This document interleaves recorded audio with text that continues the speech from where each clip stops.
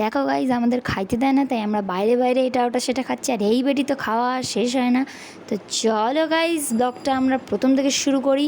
তো প্রথমেই আমরা দুজন মিলে চলে যাচ্ছিলাম হাসাহাসি করতে করতে, রাস্তার মধ্যে মান সম্মান আর থাকে না গাইজ, সবাই ভাবে পাগল বেরিয়েছে।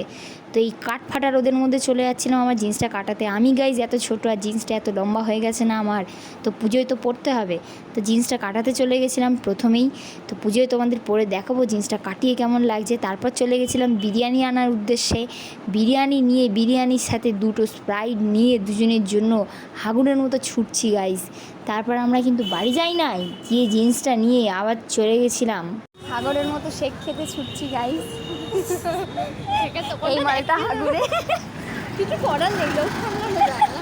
তো শুনে নিলে গাইজ, লোভ ও সামলানো যায় না, তো লোভ মিটিয়ে কিন্তু আমরা দুজন মিলে এবার বাড়ির উদ্দেশ্যে ছুটছি। জানি না বাড়িতে ঢুকতে দেবে কিনা। এই 2 প্যাকেট বিরিয়ানি গাইজ শেষ না করতে পারলে আমার মা আমার ঘর থেকে বার করে দেবে। এই বেটির তো কোনো ব্যাপার নেই, কারণ ওর মা তো আর এখানে নেই, ওর মা থাকে বিষ্ণুপুরে, আর ওর কোনো ব্যাপারই নেই, যা ইচ্ছে তাই করে বেড়ায়। তো যাই হোক, আমরা এবার দুজন মিলে যাচ্ছি বাড়ির উদ্দেশ্যে। বাড়ি যাওয়ার পথে একটা চাইনিজ মেয়েকে দেখতে পেয়েছিলাম গাইজ, তার ব্যাপারেই একটু কথা বলতে বলতে যাচ্ছিলাম যে গায়ে কোনো ট্যান নেই, আর আমাদের গায়ে গাইজ এদিক ওদিক সেদিক ট্যান পরে অস্থির হয়ে যায়। তো চলো গাইজ বাড়ি গিয়ে আমরা কী কী পাগলামো করলাম দেখতে থাকো।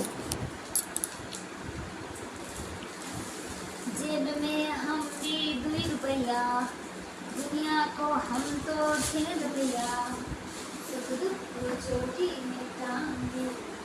বেসুরো গলা নিয়ে আর ভুলভাল লিরিক্স নিয়ে আমি একটু গান করছিলাম। গান করতে করতে খাবারটা বাড়লাম। খাবার বাড়ার পর কিন্তু সুন্দর করে দুজন মিলে খেয়ে নিলাম, একদম আরাম করে দুজন মিলে খেলাম। অনেক দিন পর গাইজ বিরিয়ানি খাবো। বিরিয়ানি যদিও আমার অতটা পছন্দ না, তা ওর পাল্লায় পরে খাইতে হয়। তো আজকের ভিডিও এতটাই। তো টাটা গাইজ, দেখা হবে নেক্সট কোনো সুন্দর ভিডিওতে।